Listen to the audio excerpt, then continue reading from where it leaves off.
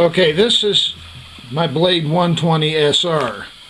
We'll be holding the camera with one hand and showing you a demonstration on how I modified the helicopter to accommodate a small camera.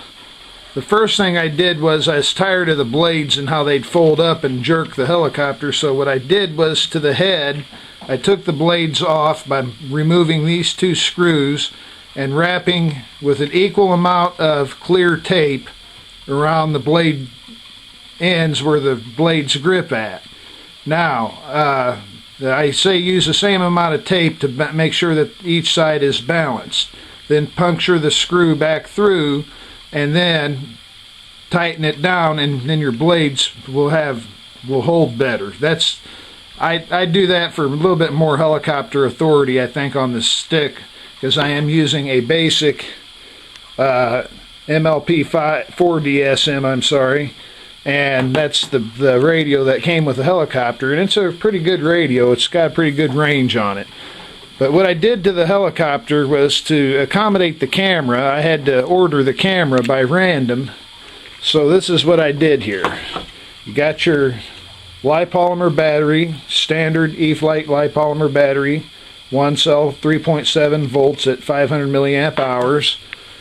And I got myself a camera off of xheli.com, and these particular cameras sell for $20.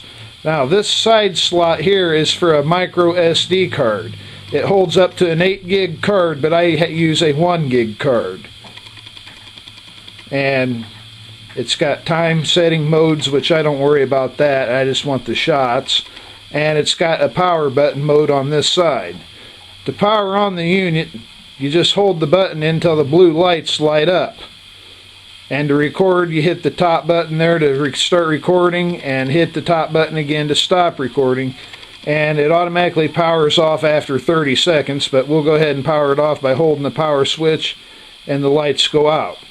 Now what I did was, these have a USB cord that comes with the unit, standard plug-in USB cord that plugs into any computer or into a wall socket USB adapter, and you can charge the camera battery by doing it that method. But let me show you more what I did to modify the Blade SR 120.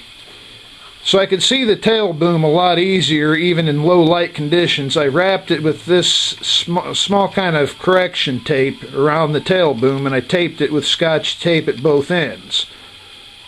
I didn't really do anything to the tail fin except for attaching the tape, the white spiral tape, to the tail boom to get it to stick. Now what I did here in the back, I noticed that the camera, when it's in the canopy, makes the helicopter want to dip forward even without forward cyclic.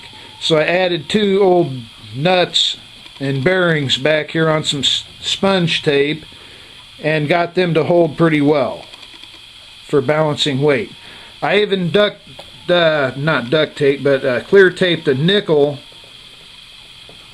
on the back of the control module shell housing, and the nickel helps with the battery and the center of gravity that has to be implied I should say, to use this camera on board the helicopter. Now what I did with the helicopter is I modified the bottom. I cut a bay in the bottom of the helicopter so I could slide the camera in just like so. Let me show you. Camera's just like so. You just slide it in the helicopter all the way up as far as you want it to go, and it should stay in there. Okay, now the camera is in the helicopter, and you got a windscreen view of what is being recorded while the helicopter's in flight. Now still, people often ask, what about the battery? Well, that's pretty easy to figure out. What you do is put the helicopter on its end just like that, and I'll show you how far the battery must stick out for a proper center of gravity. Since the connection is right here this way, you want it to match up this way. You slide the battery in this battery slot but you only go about a third of the way in. You could go in a little bit further. You can adjust the weight to your liking or to whatever camera you're using. I chose this camera here because they said it was the smallest. It surprises me that a powerful helicopter with a motor such as that in the top part of it can really lift this up. Camera and all, and the weights in the tail can fly, but it takes a lot of more stick authority on the throttle to keep it in air. But this is Jorys here explaining to you how I modded the Blade 120 SR to hold a windshield camera. We'll see you back here on YouTube after a bit. Thanks for watching. Please comment and rate.